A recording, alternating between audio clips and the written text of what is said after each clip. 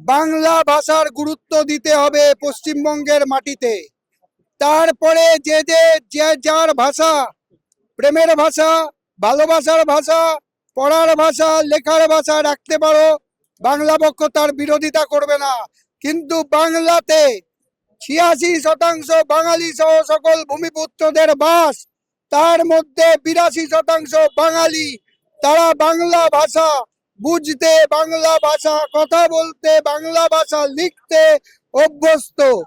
তাই এই metro rail এবং ইস্টার্ন রেলওয়ের বিভিন্ন স্টেশনগুলোতে, যেখানে আরপিএফরা, যাদের দায়িত্ব স্টেশনের নিরাপত্তা পরিচালনা করা, সেখানে দেখা যায় বেশিরভাগ রেল স্টেশনগুলোতে, সে মেট্রো রেল হোক, ইস্টার্ন রেলওয়ে, যে কোনো স্টেশনে পাহাড় থেকে মোহনা একটাই বিষয় সামনে আসে: বহির রাজ্যের আরপিএফ, যারা এই পশ্চিমবঙ্গের বিভিন্ন রেলওয়ে ডিভিশনে আরপিএফ, রেলওয়ে প্রোটেকশন ফোর্সে চাকরি করে, তাদের বেশিরভাগই তারা বাংলা ভাষা কথা বলতে জানে না। বাংলা ভাষাটা বলতে বুঝতে তারা জানে না। যার ফলে বাঙালিরা যখন বাংলা ভাষায় কথা বলে, বহিরাগত আরপিএফরা তাদের বাংলাদেশি বলে দাগিয়ে দেয়। এটা পশ্চিমবঙ্গের মাটি, আপনাদের জানতে হবে।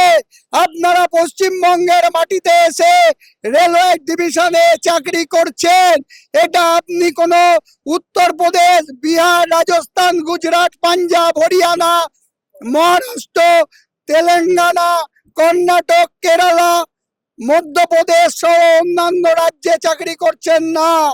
পশ্চিম বাংলায় যেহেতু প্রধান আঞ্চলিক ভাষা বাংলা, তাই মেট্রো রেলে সমস্ত পরিষেবা অন্যান্য ভাষার সাথে সাথে বাংলা ভাষাতে বাধ্যতামূলকভাবে দিতে হবে। কারণ বাঙালি জাতির যে মূল্যায়ন, বাঙালি জাতির যে পরিচয়, তার মাতৃভাষা, যে ভাষায় নেতাজি সুভাষচন্দ্র বসু কথা বলতো, যে ভাষায় মাস্টারদা সূর্য সেন কথা বলতো, যে ভাষায় মাতঙ্গিনী হাজরা কথা বলতো, যে ভাষায় কাজী নজরুল ইসলাম নজরুল গীতি রচনা করেছিল, যে ভাষায় বিশ্বকবি রবীন্দ্রনাথ ঠাকুর তার কবিতার বই রচনা করে সে নোবেল পুরস্কার পেয়েছিল, সেই ভাষায় কথা বলার মানুষ এই পশ্চিমবঙ্গে সর্বাধিক। তাই বাংলা ভাষায় যারা কথা বলে, তাদের কথাকে বুঝতে হবে। সে যারা টিকিট কাউন্টারে বসে রয়েছে, যারা টিকিট মানে পরিষেবা প্রদানকারী, মেট্রো রেল, ধরুন আমি টিকিট কাটতে গেছি টিকিট কাউন্টারে, সে যদি আমার ভাষা না বোঝে, বেশি ভাষা না বুঝতে বুঝতে সে হঠাৎ বলে দেয় এ বাংলা বাংলা নেই আতা হয়, তাহলে তাকেও জানিয়ে রাখছি, পশ্চিম বাংলার মাটিতে যদি বাংলা ভাষা না আসে, তাহলে তুমি তোমার ট্রান্সফার তুমি রেল কর্তৃপক্ষকে বলে তোমার নিজের রাজ্যে করে নাও। এই মাটি কাজী নজরুল ইসলামের মাটি, এই মাটি বিশ্বকবি রবীন্দ্রনাথ ঠাকুরের মাটি, এই মাটি বিদ্যাসাগরের মাটি। এই মাটিতে বাঙালি বাংলা ভাষায় কথা বলবে, বাংলা ভাষায় পরিষেবা নেবে। বাঙালিকে বাংলাদেশি বললে বাঙালি কিন্তু জেগে উঠেছে, বাঙালিরা কিন্তু প্রতিবাদ করবে। সে রেল স্টেশন হোক, কলকাতার বড় বড় মলে হোক, ইস্টার্ন রেলের যে স্টেশনগুলো, সে বলতে পারেন আমি কলকাতায় রয়েছি, শিলিগুড়ি, জলপাইগুড়ি, কোচবিহার, মালদা, 2 দিনাজপুর সহ পশ্চিমবঙ্গের উত্তর ভাগে দুর্গাপুর, আসানসোল সহ বিভিন্ন প্রান্তে বাঙালি বাংলা ভাষায় কথা বললে তাদের বাংলাদেশি বলে লাগিয়ে দেওয়া হচ্ছে। এর প্রধান কারণ যে পশ্চিমবঙ্গে যে শাসক, যারা বর্তমানে শাসন ক্ষমতায় রয়েছে, তারা বাংলা ভাষাকে গুরুত্ব দিতে চায় না।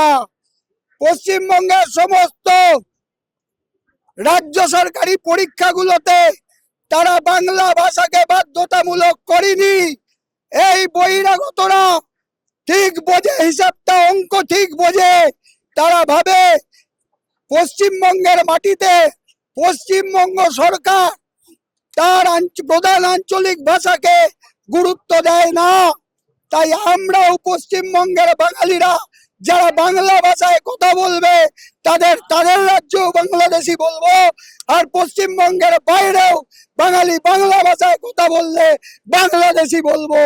কিন্তু ভোটে লড়াই করা রাজনৈতিক দলগুলো বিভিন্ন ক্ষেত্রে তাদের রাজনৈতিক মাটিটাকে শক্তিশালী করার জন্য বাঙালিকে ভোট পণ্য হিসেবে ব্যবহার করে। কিন্তু ভারতের বাঙালির অধিকার আদায়ের জাতীয় সংগঠন স্পষ্টত বার্তা দিচ্ছে, বাঙালি তুমি ভোট পণ্য হয়েও না, তুমি ভোট ব্যাংক হও। তুমি আজ ভোট পণ্য বলেই তোমাকে আজকে আধার কার্ডের লাইনে দাঁড়াতে হচ্ছে, তোমাকে আজকে ভোটের লাইনে দাঁড়াতে হচ্ছে, তোমাকে আজকে বিভিন্ন রেশন কার্ডের লাইনে দাঁড়াতে হচ্ছে। বিভিন্ন পরিষেবা পেতে গেলে বাঙালিকে আজ লাইনে দাঁড়াতে হচ্ছে, যেটা অন্য রাজ্যে হয় না। যেটা অন্য রাজ্যে স্বাভাবিক, আমাদের রাজ্যে কেন অস্বাভাবিক? এই উত্তর পশ্চিমবঙ্গের সরকারকেও দিতে হবে এবং কেন্দ্রীয় সরকারকেও দিতে হবে। কারণ পশ্চিমবঙ্গে যে সমস্ত রাজনৈতিক দলগুলো রয়েছে সেখানে হিন্দি উর্দুর তোষণকারী কিছু রাজনৈতিক ব্যক্তিত্বরা রয়েছে। যখনই বাংলা এবং বাঙালির ব্যবহার বেশি হয় তারা তখন রাস্তায় নামার পরিকল্পনা করে। তাই বাঙালি হিসেবে ঐক্যবদ্ধ, বাঙালি তুমি জাতিতে ঐক্যবদ্ধ হও। বাঙালি সিপিএম এ বিভক্ত, বাঙালি তৃণমূলে বিভক্ত, বাঙালি বিজেপিতে বিভক্ত, বাঙালি কংগ্রেসে বিভক্ত, খেলার মাঠে বাঙালি মোহনবাগানে বিভক্ত, ইস্ট বেঙ্গলে বিভক্ত, মহামাডানে বিভক্ত, বাঙালি জাতিতে ঘটিতে বিভক্ত, বাঙালিতে বিভক্ত, বাঙালি হিন্দু মুসলিমে বিভক্ত। তাই আমরা পরিষ্কার কথা বলছি, দলের ঊর্ধ্বে জাতি, ধর্মের ঊর্ধ্বে জাতি। এই বিশ্বাসে যারা বিশ্বাসী তারা এখনই ঐক্যবদ্ধ বাংলা পক্ষের ছাতার তলায়। মনে রাখবেন, জাতি বাঁচাতে গেলে ভাষার দরকার, আর ভাষাকে বাঁচাতে গেলে জাতির প্রয়োজন। জাতি এবং ভাষা একে অপরের পরিপূরক। তাই প্রত্যেকটা বাঙালির মননে গেঁথে দিতে হবে যে বাঙালি তোমাকে জাতি বাঁচাতে হবে, নিজের মায়ের মাতৃভাষাটাকেও বাঁচাতে হবে। এই মাতৃভাষার ওপর কেউ আক্রমণ করলে তাকে কোনো অবস্থায় ছাড় নেই। বাংলা পক্ষ কোনো জাতি বিদ্বেষী সংগঠন নয়, কোনো ভাষা বিদ্বেষী সংগঠন নয়, কোনো ধর্ম বিদ্বেষী সংগঠন নয়। ভারতের কোনো রাষ্ট্রভাষা নেই। ভারতবর্ষের সংবিধান স্বীকৃত 22টা ভাষাই ভারতের ভাষা। এই 22টা ভাষার সম অধিকারের পক্ষে পশ্চিমবঙ্গে একমাত্র ভারতের বাঙালির অধিকার আদায়ের জাতীয় সংগঠন সম অধিকারের স্বার্থে লড়াই করে। অনেকে ভাবে, অনেক হিন্দি ভাষীরা অনেক সময় লেখে বাংলা পক্ষ হিন্দির বিদ্বেষী। হিন্দি ভাষীরা ভাবে যে তাদের বহিরাগত বলা হচ্ছে, তাদের বাংলা ছেড়ে চলে যেতে বলা হচ্ছে। তাদের প্রতি আমাদের বার্তা, তোমাদের ভাষার বিদ্বেষী আমরা নই, কিন্তু পশ্চিমবঙ্গের যেহেতু প্রধান আঞ্চলিক ভাষা বাংলা, যদি বাংলা ভাষার ওপর কোনো একটা বিশেষ ভাষাকে কেন্দ্রীয় সরকার রাজভাষা হিসেবে আমাদের মাতৃভাষার ওপর চাপিয়ে দিয়ে আমাদের ভাষাকে ধ্বংস করতে যায়, তাহলে আমরা কিন্তু ছেড়ে কথা বলবো না।